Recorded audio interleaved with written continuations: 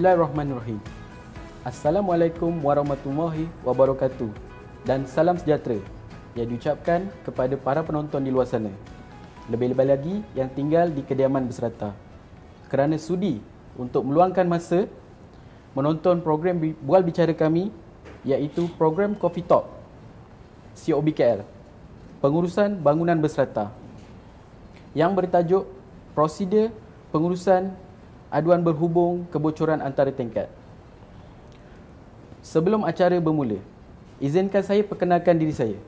Nama saya Amir Hisham bin Abdul Alim, selaku moderator pada hari kali ini. Untuk maklumat para penonton, program Coffee Talk ini mempunyai 10 siri yang merangkumi tajuk-tajuk berkaitan dengan isu-isu semasa di kediaman berserata.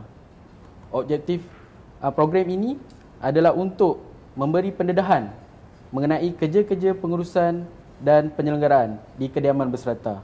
Pengurusan bangunan berserata, prosedur pengurusan aduan berhubung kebocoran antara tingkat akan disampaikan oleh juruukur kami COBKL, iaitu Cik Muhammad Hafizi Berosli. Apa khabar Cik Hafizi? Alhamdulillah sihat. Sihat ya? Okey, sebelum kita mulakan sesi kali ini, saya ingin memperkenalkan berkenai biodata beliau. Beliau telah berkhidmat selama lebih kurang 3 tahun di COBKL dan mempunyai pengalaman yang luas mengenai bidang teknikal. Tanpa melengahkan masa, saya ingin mengajukan beberapa soalan kepada beliau. Okey, Cik Hafizi. Sebagai permulaan, sejak akhir-akhir ini, aduan kebocoran antara tingkat merupakan salah satu aduan yang paling banyak diterima oleh unit teknikal bahagian COB. Secara ringkas Tuan, boleh Tuan jelaskan bagaimana perkara ini boleh berlaku? Baiklah, berkenaan dengan pertanyaan Tuan tu, berdasarkan pengalaman saya berkenaan dengan kebocoran antara tingkat, di mana pihak pemilik dan pihak pengadu ni sebenarnya merasakan aduan yang telah dibuat ni tidak diambil tindakan oleh pihak pengurusan tu sendirilah secara berkesan. Jadi pihak pemilik dan juga pihak pengadu ni sebenarnya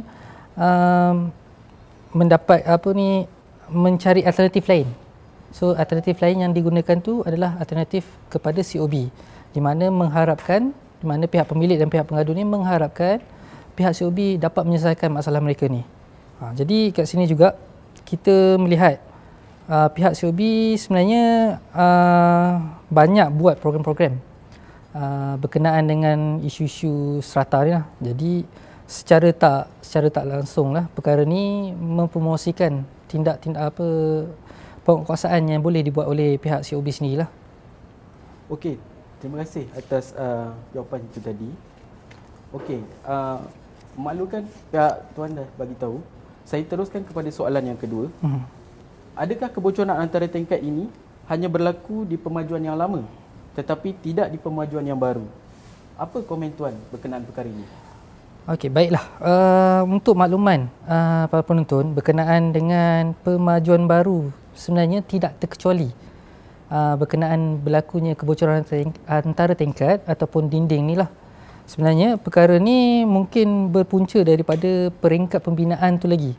Jadi peringkat pembinaan ni antara faktor yang boleh kita lihat apa yang menjadi punca kepada kebocoran tu sendiri adalah kita boleh tengok pada proses kerja yang dibuat untuk tempat-tempat yang boleh berlaku bocor tu lah.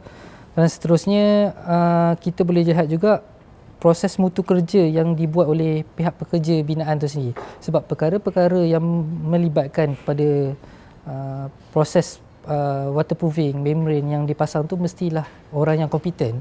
Jadi sekiranya hanya buruh biasa yang buat, jadi kemungkinan besar untuk berlaku kebocoran tu adalah lebih tinggi. Namun sekiranya pemajuan baru ni masih di dalam liability kecacatan ataupun DLP, jadi pihak pemaju sepatutnya dan seharusnya membaiki kebocoran antara tingkat ni lah. Jadi pihak pemaju tak terlepas tanggungjawab mereka untuk membaiki kebocoran tersebut. Okey, memandangkan Tuan dah sebut berkenaan dengan DLP tadi ya. Berapa biasa tempoh DLP ni diberi daripada pihak pemaju kepada pemilik ataupun pembeli petak di kediaman berserata? Okey. Kebiasaan kediaman berserata ataupun kita lihat pada residential jenis kediaman and residential type. Kebiasaan yang diberi oleh pihak pemaju adalah 24 bulan ataupun bersamaan dengan 2 tahun. Itu yang kebiasaan diberilah. Jadi dalam masa tempoh 24 bulan tu, pihak pengadu ataupun pihak pemilik yang terkesan ni boleh membuat aduan kepada pihak pemaju untuk pihak pemaju ambil tindakan. Itu yang sepatutnya. Okey, terima kasih untuk jawapan kepada soalan saya sebentar tadi. Okey, sekarang seterusnya kita pergi pula kepada tanggungjawab pihak pengurusan.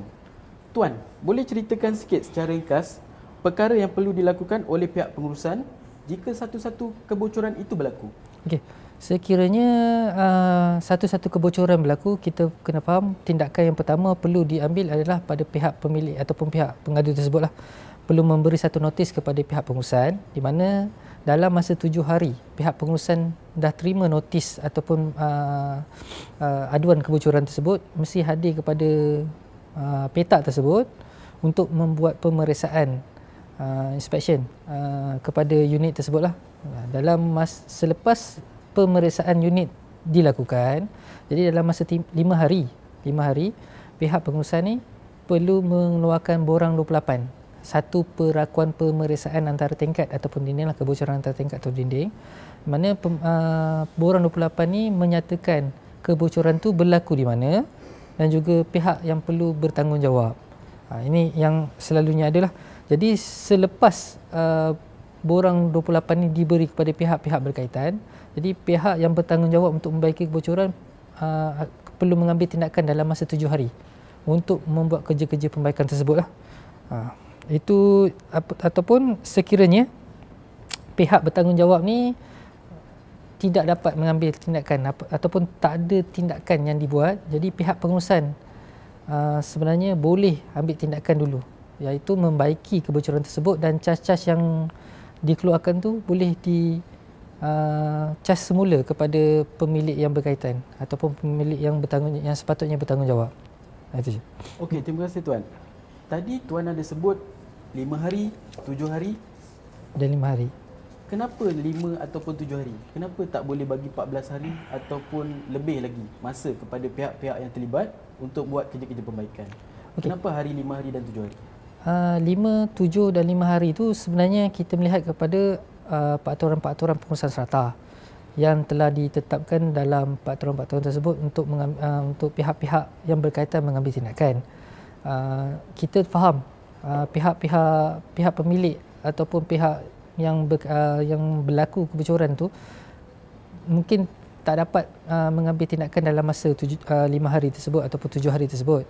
Tapi dalam masa sama, sekurang-kurangnya pihak yang berkaitan ni ada inisiatif untuk membuat sesuatu. Sebagai contoh, mungkin mengambil quotation daripada kontraktor-kontraktor yang berkaitan. Kita faham kerja-kerja ni, kebocoran ni melihat kepada jenis yang macam mana. Jadi selagi susah ataupun lagi sukar kerja-kerja yang dibuat, mungkin akan mengambil masa yang lebih lama lah. Itu je. Okey, terima kasih. Okey, saya teruskan lagi. Okey, berdasarkan penerangan Tuan sebentar tadi, masih terdapat pihak yang sepatutnya bertanggungjawab dalam membaiki kebocoran antara tingkat tersebut.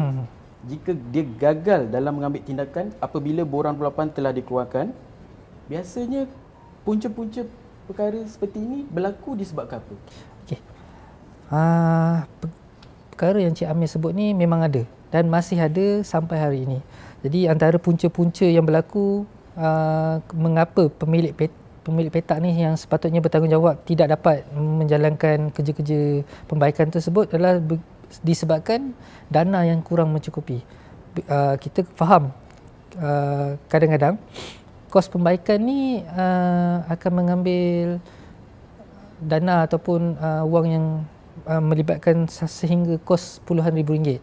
Melihat kepada kebocoran yang macam mana dan juga apa tindakan ataupun pembaikan yang dibuatlah. Jadi kos tersebut bergantung kepada jenis pembaikan yang digunakan serta jenis kebocoran lah, yang seperti saya jelaskan. Punca-punca lain boleh jadi adalah disebabkan kurang pemahaman ataupun pendedahan kepada peraturan-peraturan pengurusan serata.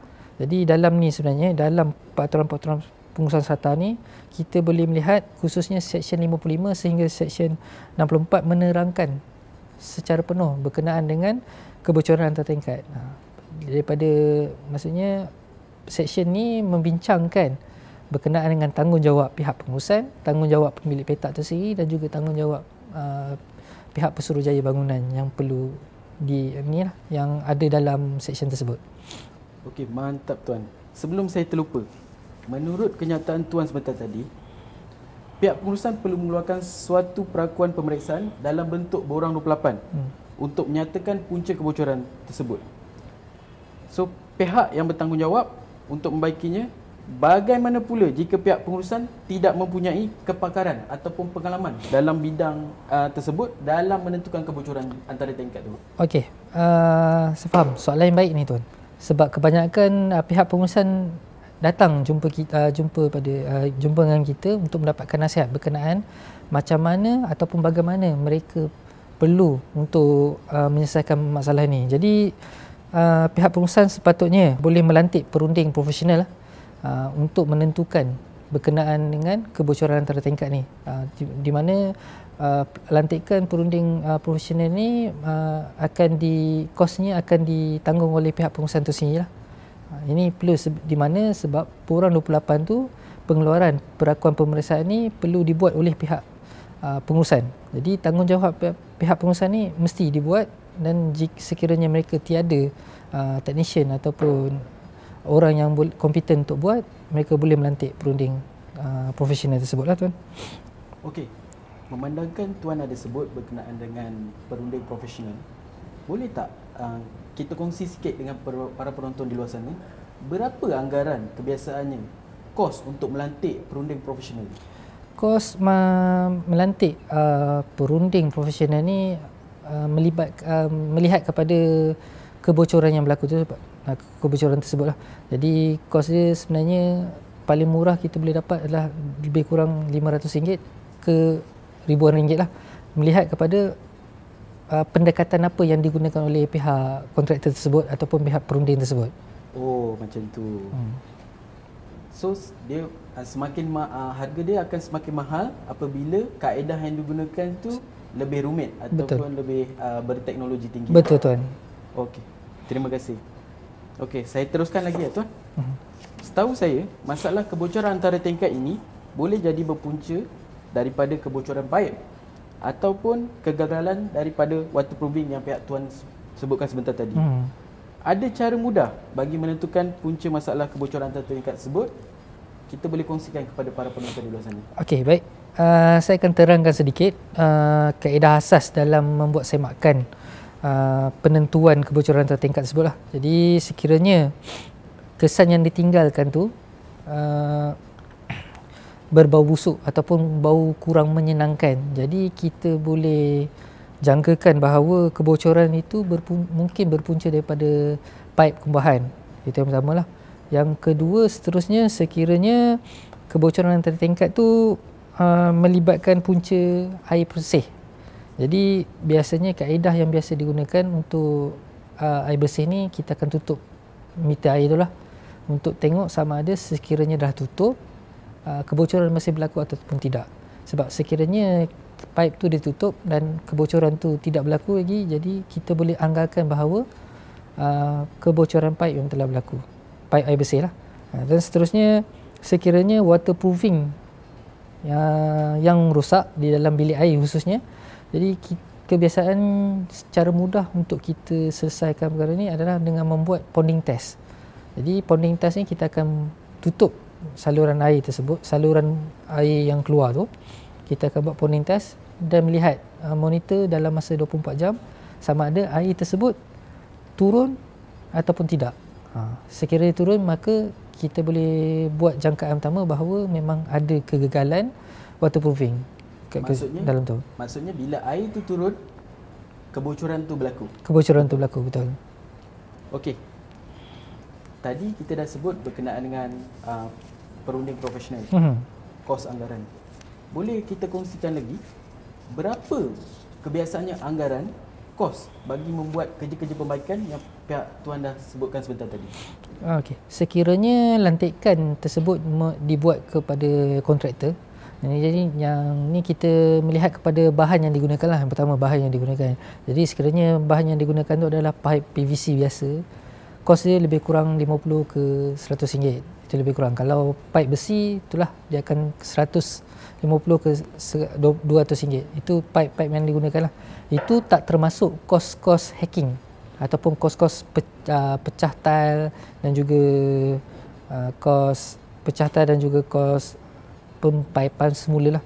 Jadi kebanyakan kita buat saranan juga pada pihak pemilik yang berkaitan ataupun yang terlibat ni, untuk sekiranya tak boleh buat kerja-kerja pembaikan pipe dalaman, maka mereka boleh pasang kat luar, which is yang nampak lah daripada mata, daripada yang terbenam. Ya, betul.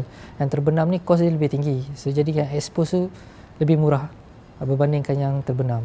Ikut kepada kos pemilik, yang dana ataupun dana pemilik sendirilah. Kalau pemilik ada kos besar, tepuk dada tanya selera lah. Betul tuan. Okay. Betul. Okey. Pemaju sudah, pihak pengurusan pun sudah.